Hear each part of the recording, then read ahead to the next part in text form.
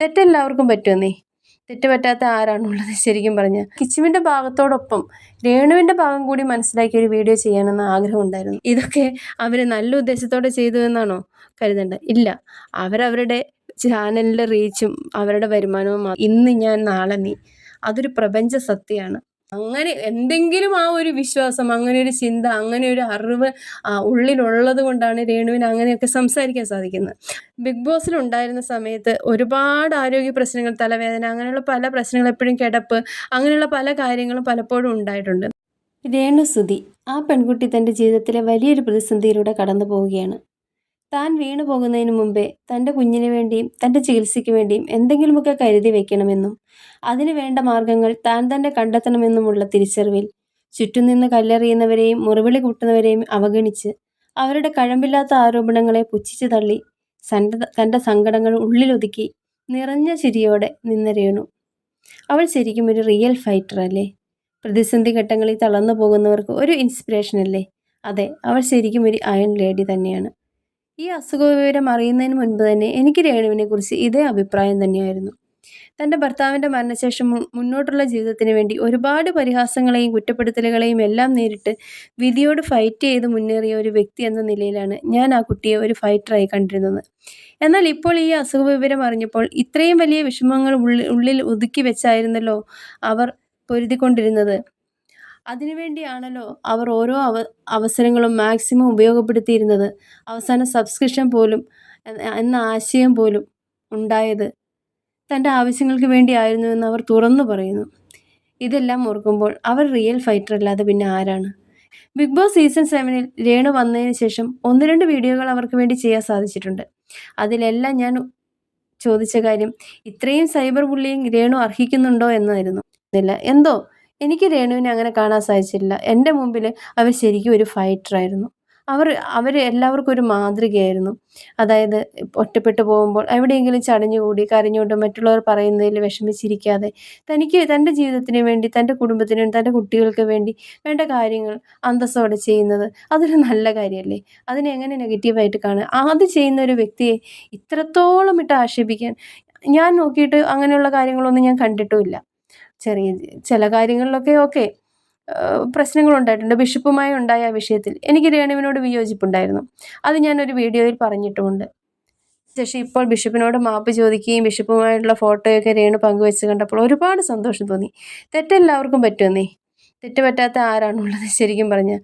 പക്ഷെ അത് തിരുത്താനുള്ള ഒരു മനസ്സ്, അത് ആ തെറ്റാണ്, താൻ ചെയ്തത് തെറ്റാണെന്ന് മനസ്സിലാക്കി അത് തിരുത്തുമ്പോൾ അതൊരു വലിയൊരു കാര്യമാണ്. കിച്ചുവുമായുള്ള വിഷയമുണ്ടായ സമയത്ത് കിച്ചുവിൻ്റെ ഭാഗം എല്ലാവരും സംസാരിക്കും. കിച്ചുവിൻ്റെ ഭാഗം സംസാരിക്കാൻ ഒരുപാട് പേരുണ്ടായിരുന്നു. എന്നാൽ എനിക്ക് അന്ന് കിച്ചുവിൻ്റെ ഭാഗത്തോടൊപ്പം രേണുവിൻ്റെ ഭാഗം കൂടി മനസ്സിലാക്കി ഒരു വീഡിയോ ചെയ്യാനെന്ന് ആഗ്രഹം ഉണ്ടായിരുന്നു. അങ്ങനെ ഞാനൊരു ചെറിയ വീഡിയോ ചെയ്യുകയും ചെയ്തിട്ടുണ്ടായിരുന്നു. അതൊക്കെ ഒരുപാട് റീച്ചിലേക്ക് എത്തിയെന്ന് ചോദിച്ചാൽ റീച്ചിലേക്ക് എത്തിയിടുന്നതുകൊണ്ടൊന്നുമല്ല. പക്ഷേ നമ്മുടെ മനസ്സിനൊരു സമാധാനം അല്ലേ? ചെറിയ രീതിയിലെങ്കിലും രേണുവിനെ സപ്പോർട്ട് ചെയ്യാനും അവരെ മനസ്സിലാക്കാനും കഴിഞ്ഞല്ലോ എന്നോർത്ത് മാത്രം ഒരു സമാധാനം. അതുകൊണ്ട് മനസാക്ഷി കുത്തില്ലാതെ ആ കുട്ടിക്ക് വേണ്ടി ആത്മാർത്ഥമായി പ്രാർത്ഥിക്കാൻ ഇപ്പോൾ കഴിയുന്നുണ്ട്. ഞാൻ ആലോചിക്കുകയാണ്, ഇത്രയുമൊക്കെ ആ പെൺകുട്ടിയെ പറയാൻ മാത്രം അവർ ചെയ്ത തെറ്റെന്താണ്? ഇനിയിപ്പോൾ അവരുടെ ഭാഗത്തു നിന്ന് എന്തെങ്കിലുമൊക്കെ മിസ്റ്റേക്കുകൾ ഉണ്ടായാലും അതിന് അവരെ മാത്രം ഇത്രത്തോളം പറയേണ്ട ആവശ്യം എന്താണ്? അവർ മാത്രമാണോ ഇങ്ങനെയുള്ള കാര്യങ്ങളൊക്കെ ചെയ്യുന്നത്? റീലുകളിൽ അഭിനയിക്കുന്നത്, അല്ലെങ്കിൽ ഓരോ കാര്യങ്ങളും അവരെന്തെങ്കിലും തെറ്റ് ചെയ്താൽ അത് ചൂണ്ടിക്കാണിക്കാനാണ് എല്ലാവരും ഈ വീഡിയോ ചെയ്തെങ്കിൽ, അല്ലെങ്കിൽ അവരെ നേർവഴിക്ക് നടത്താനാണ് ഇവരെല്ലാം ഉദ്ദേശിച്ചിരുന്നെങ്കിൽ ഓക്കെ, അത് മാന്യമായി 1-2 വീഡിയോയിലൂടെ പറയണം. അല്ലാതെ ഇങ്ങനെ പരമ്പര പോലെ രേണുസുതി അത് ചെയ്തു, ഇത് ചെയ്തു, അങ്ങോട്ട് പോയി, ഇങ്ങോട്ട് പോയി എന്നൊക്കെ പറഞ്ഞ് അതിൻ്റെ കൂടെ അവരുടെ ഫാമിലി കാര്യങ്ങളിലും കയറി ഇടപെട്ട് ഇല്ലാത്ത കാര്യം പറഞ്ഞ് തെറ്റായ ഇൻഫർമേഷൻ കൊടുത്ത് അവരെ ദ്രോഹിച്ച് അങ്ങനെ എന്തൊക്കെയാണ് കുറേ പേർ ചെയ്തുകൊണ്ടിരുന്നത്. ഇതൊക്കെ അവർ നല്ല ഉദ്ദേശത്തോടെ ചെയ്തു എന്നാണോ കരുതേണ്ടത്? ഇല്ല. അവരവരുടെ ചാനലിൻ്റെ റീച്ചും അവരുടെ വരുമാനവും മാത്രമേ നോക്കിയുള്ളൂ. അപ്പുറത്തൊരു പെൺകുട്ടിയാണ്, അല്ലെങ്കിൽ അപ്പുറത്തൊരു പെൺകുട്ടിയെന്ന് പോട്ടെ, അപ്പുറത്തൊരു മനുഷ്യനാണ്, അതിന് ജീവനുണ്ട്, അത് കല്ലല്ല. അങ്ങനെയുള്ള കാര്യങ്ങളൊന്നും അവരൊന്നും ആലോചിക്കാറേ ഇല്ല. രേണുവിനെ മാക്സിമം മോശക്കാരിയാക്കുന്നവരുടെ അവർക്ക് മാക്സിമം റീച്ച് കിട്ടി, മാക്സിമം അരി കൂടുതൽ കിട്ടിക്കൊണ്ടിരുന്നു. അപ്പോൾ അത് അവർ സ്ഥിരം പരിപാടിയാക്കി. അവർക്കതൊരു എന്താ പറയുക, രേണു നല്ലൊരു നല്ലൊരു കണ്ടന്റ്. ഓക്കെ. രേണു ആയിട്ട് സോഷ്യൽ മീഡിയയിൽ ഒന്നും തന്നില്ലെങ്കിൽ ഞങ്ങൾ ചാരപ്പണിയെടുത്ത് അല്ലെങ്കിൽ കുടുംബത്തിൽ നുഴഞ്ഞു കയറിയും ഒക്കെ കണ്ടന്റുകൾ ഉണ്ടാക്കും എന്ന രീതിയിലേക്ക് കുറേ പേർ അവസാനമായപ്പോഴത്തേക്കും മാറിയിരുന്നു. ആ ഭാവത്തിലാണ് കുറേ പേർ പെരുമാറിക്കൊണ്ടിരുന്നത്. അതെ, അവർക്ക് രേണു ഒരു വെറും കണ്ടന്റ് മാത്രം. എന്നാൽ രേണുവിന് ഇതൊരു ജീവൻ മരണ പോരാട്ടമായിരുന്നു. ഞാൻ ആലോചിക്കുകയാണ്, കുറേ പേരുടെ വലിയൊരു കണ്ടന്റ് ആയിരുന്നല്ലോ രേണു. ഇനിയിപ്പോൾ കുറച്ചു കാലത്തേക്ക് ഇവരൊക്കെ മിണ്ടാതിരിക്കായിരിക്കും അല്ലേ? ഞാനിപ്പോൾ ഇതൊക്കെ സംസാരിക്കുമ്പോൾ എന്നോട് ചോദിച്ചേക്കാം, നിങ്ങളും ഇതൊക്കെ തന്നെയല്ലേ ചെയ്യില്ലേ, വീഡിയോ അല്ലേ ചെയ്യുന്നതെന്ന് ചോദിക്കാം. ശരിയാണ്, ഞാൻ വീഡിയോ തന്നെയാണ്. പക്ഷേ കണ്ണിൽ ചോരയില്ലാതെ അസത്യം പറഞ്ഞും പരിഹസിച്ചും തെറി പറഞ്ഞും വ്യക്തിഹത്യ ചെയ്തും കണ്ടന്റ് ഉണ്ടാക്കാൻ എനിക്ക് കഴിയില്ല. അങ്ങനെയുള്ള കണ്ടന്റുകളൊക്കെ വെച്ചിട്ട് നമ്മൾ മുന്നോട്ട് പോയാൽ എത്ര കാലം നമുക്ക് മുമ്പോട്ട് പോകാൻ സാധിക്കും? എനിക്കറിയില്ല. ഞാൻ ആ ഒരു കാര്യത്തിൽ എനിക്ക് താല്പര്യമില്ല, എനിക്കത് ചെയ്യാൻ സാധിക്കില്ല. അങ്ങനെ ചെയ്യുന്നവരോടുള്ള വിയോജിപ്പ് ഞാൻ എൻ്റെ വീഡിയോയിലൂടെ പറയുകയും ചെയ്യും. അത് അവർക്ക് ഇഷ്ടപ്പെട്ടാലും ഇല്ലെങ്കിലും. ഇനിയെങ്കിലും ആ കുട്ടിയുടെ വേട്ടയാടുന്നത് ഇവരൊക്കെ നിർത്തുമെന്നാണ് ഞാൻ കരുതുന്നത്.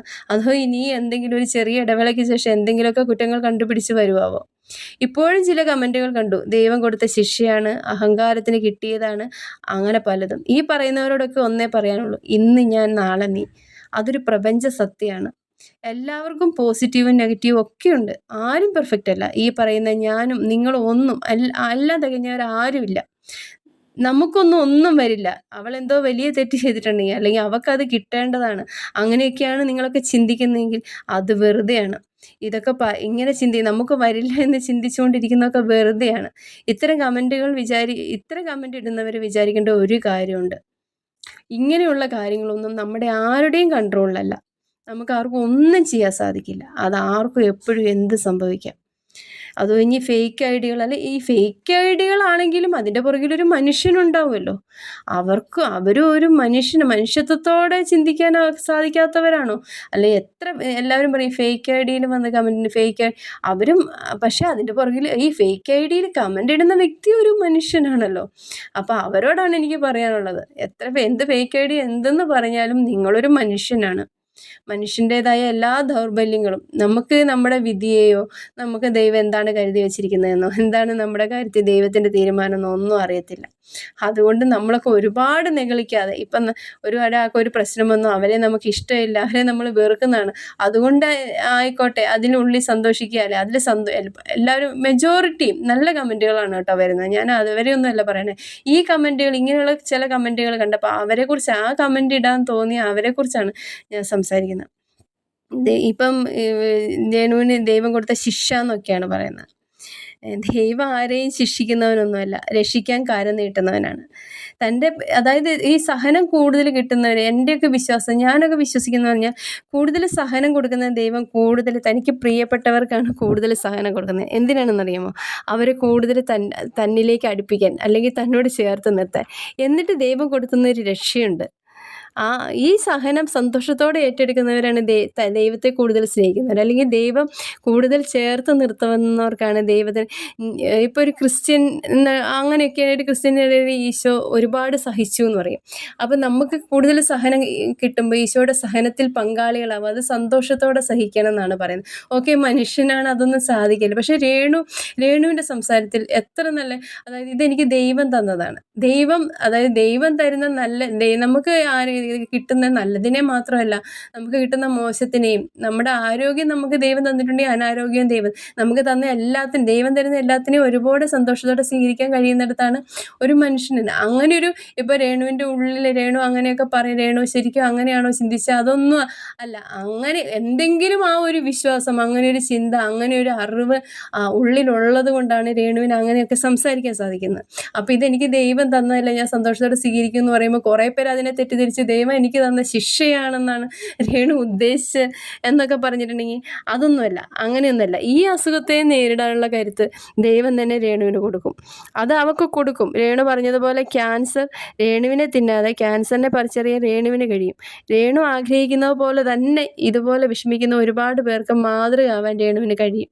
അതെനിക്ക് ഉറപ്പുണ്ട്. കാരണം അവർ തിരിച്ചു വരണം. അവർ അത്രയ്ക്ക് കഷ്ടപ്പെട്ട്, അത്രയ്ക്ക് ഈ രീതിയിലാണ് ആ കുഞ്ഞിന് വേണ്ടി അവരാഗ്രഹിക്കുന്നത്. രേണുവിന് ഇത് വന്നപ്പോഴും ഉള്ള വിഷമം എന്ന് പറഞ്ഞാൽ കിച്ചു വലുതായി, കിച്ചുവിനെ അവൻ്റെ കാര്യം നോക്കാനുള്ള ഇതായി. പക്ഷെ റിതപ്പൻ ചെറുതാണല്ലോ അല്ലേ.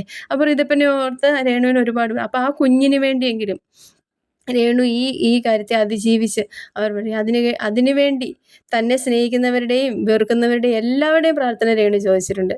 ഇങ്ങനെയൊരു ചികിത്സയുടെ ഇങ്ങനെയൊരു കാര്യം ഉണ്ടാവുന്ന ഈ സമയത്ത്, ഈ ചികിത്സയൊക്കെ തുടങ്ങുന്ന ഈ ഒരു സമയത്തെങ്കിലും അവരെ അസ്വസ്ഥമാക്കുന്ന അവർക്ക് അങ്ങനെയുള്ള കാര്യങ്ങൾ സംസാരിക്കുക. കമൻ്റൊന്നും രേണു നോക്കുന്നില്ല.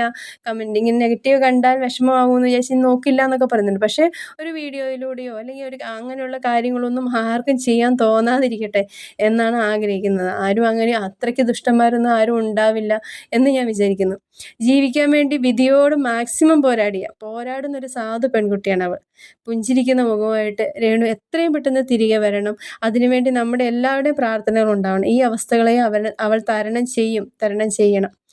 ബിഗ് ബോസിൽ ഉണ്ടായിരുന്ന സമയത്ത് ഒരുപാട് ആരോഗ്യ പ്രശ്നങ്ങൾ, തലവേദന, അങ്ങനെയുള്ള പല പ്രശ്നങ്ങൾ, എപ്പോഴും കിടപ്പ്, അങ്ങനെയുള്ള പല കാര്യങ്ങളും പലപ്പോഴും ഉണ്ടായിട്ടുണ്ട്.